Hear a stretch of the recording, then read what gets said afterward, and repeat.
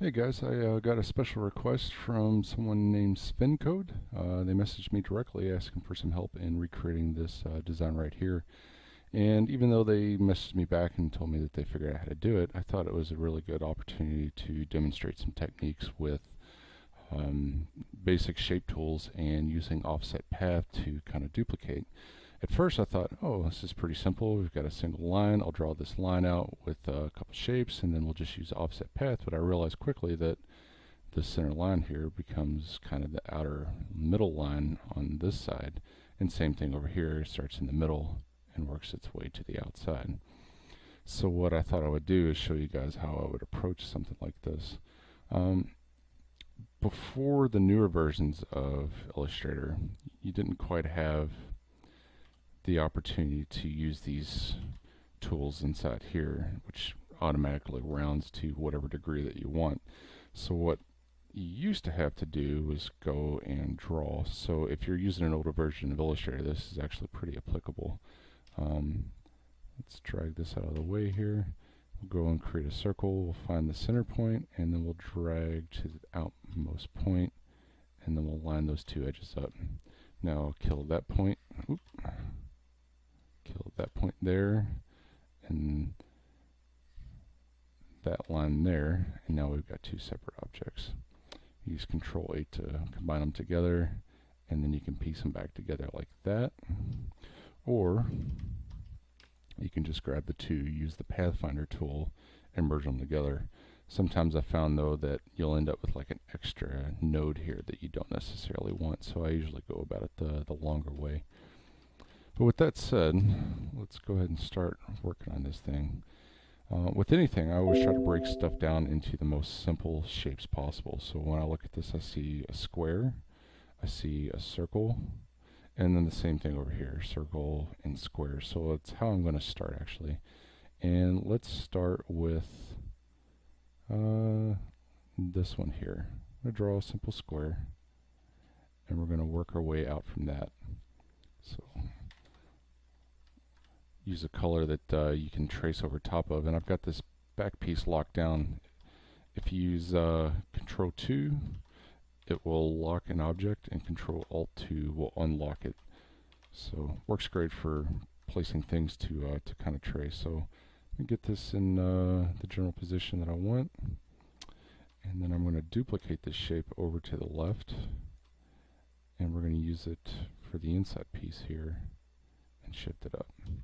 So this line should run to here, oh, and it goes to the inside there. So we need to go even further up to here.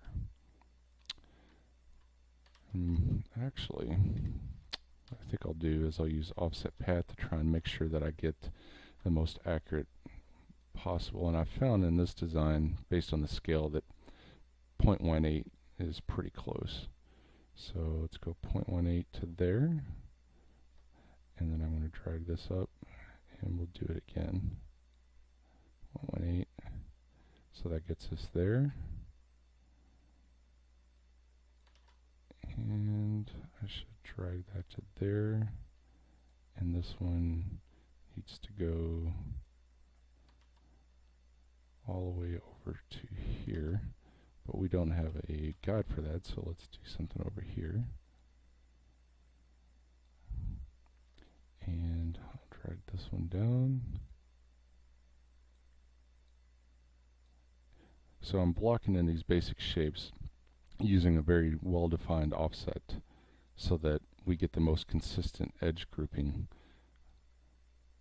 And instead of on the negative this way, I'm going to do it on the positive, so it pushes outwards. Now this one, I think, is where things are getting a little hairy, so let's go on and drag these down, and we'll offset this one on the negative. Yep. And I'll drag these up. So now we've pretty much got all the basic shapes in line.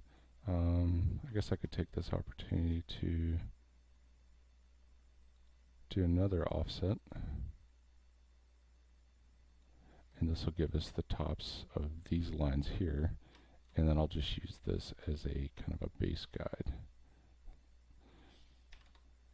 And you'll notice that when I scale my strokes, they scale way thick, and that's a setting in preferences that you can change.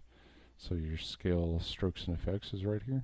It comes in handy if you've got a design you start real small and you scale it way up and all your strokes are really, really tiny. Go and check that, and it should fix that problem for you. So now that I've got the base, find the center of this square, and I'm going to drag that up to there, and then we can just kill that. Same thing here. Create a simple line. Click off of it so that I can get to the markers. And there we go. Alright, so now this piece, I'll drag it to there, and now all of these should fall in line, except this one needs to go all the way to there. This one needs to go to here. This one is in the right spot.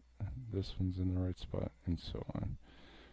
So there we go. Now the rest is we're going to select these edges with the direct selection tool, and we're just going to kill those. Same thing here. And actually, let's group these, and I'll go inside, and I'll grab these, and I'll just move them up. Same thing here. Might as well do it at the same time. So now we've got some real basic shapes to work from that we can affect all at the same time. So let's get rid of that group, grab all of these, go to the direct selection tool, and then I'll, apparently it won't let me do it. Drag that one all the way down, that one,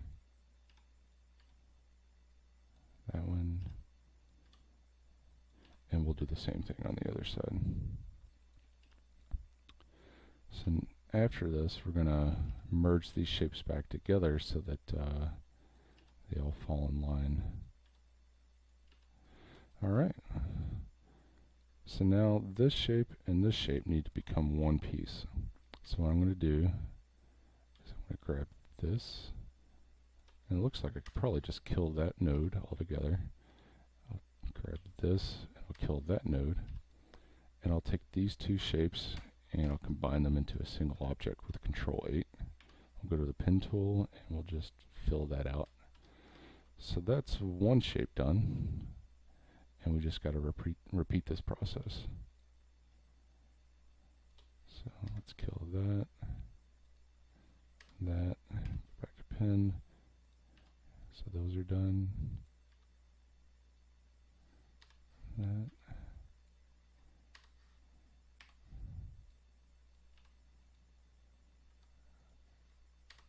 A little tedious, but you end up with perfect shapes this way.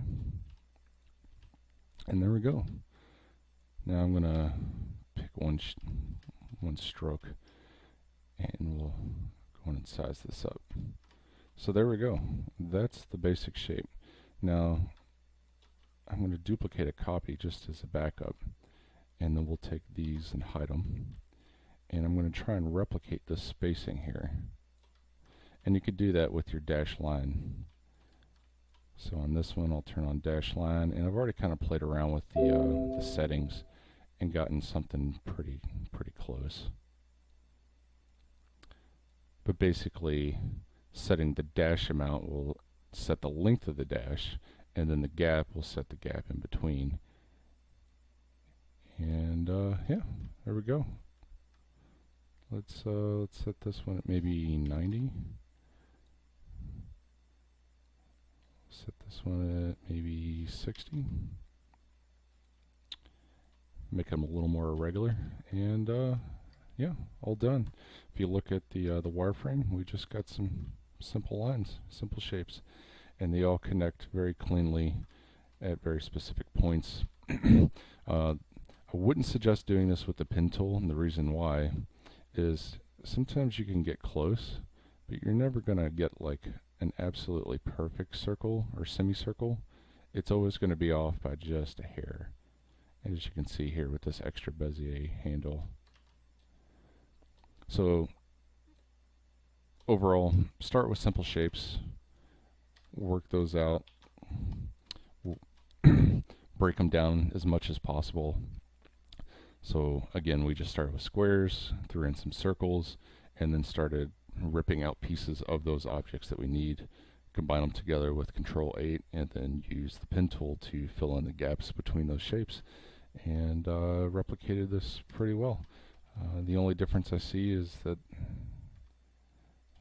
this sticks out a little bit further, and so does that. There you go. Hope this helps, guys.